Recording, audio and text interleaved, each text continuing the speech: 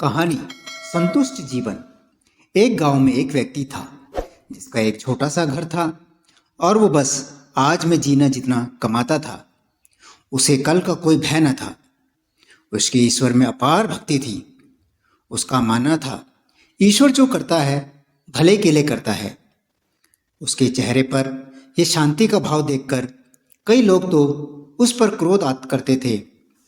सच तो यह था कि लोग उससे जलते थे। आज के समय में कोई किसी को संतुष्ट देखकर जलता है, पर वह व्यक्ति सभी को सिखाता था कि ईश्वर में विश्वास रखें। वो जो करता है अच्छे के लिए करता है। एक दिन गांव में एक बच्चे की उंगली दरवाजे में फंस गई और कट गई। वो बहुत रोया। पास के दवाखाने ले जाकर उसकी मलहम पट्टी की गई, लेकिन उसकी आधी उंगली को नहीं जोड़ा जा सका। उसकी माँ बहुत रो रही थी।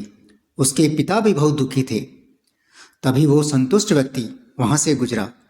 उसने पूरी बात सुनकर बच्चे व उसके माता पिता को समझाया और कहा, भगवान में विश्वास रखें।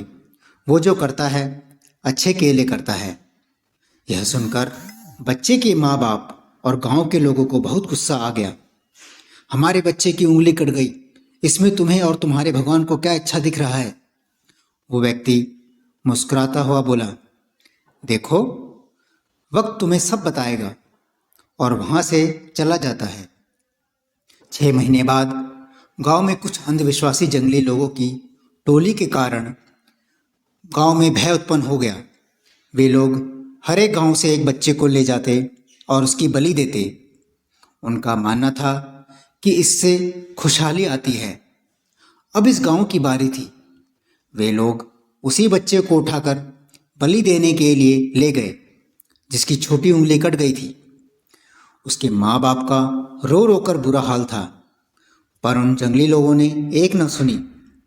उनके अनुसार जिसकी बलि दी जाती है वो शहीद माना जाता है।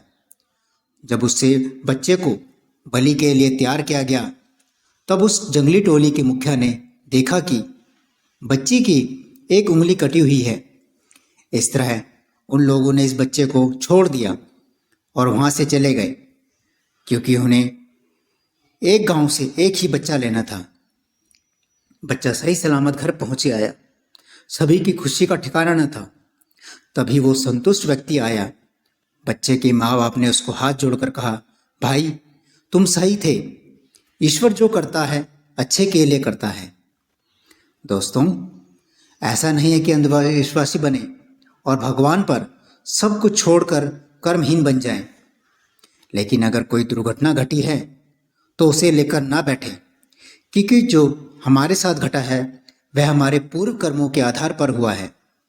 वर्तमान जीवन में सत्कर्म करते हुए, भगवान का नाम जपते हुए, हर कार्य को भगवान को समर्पित करते हुए आगे की ओर बढ़ें, क्योंकि जीवन में जो होता है उसका कोई ना कोई अर्थ जरूर होता है।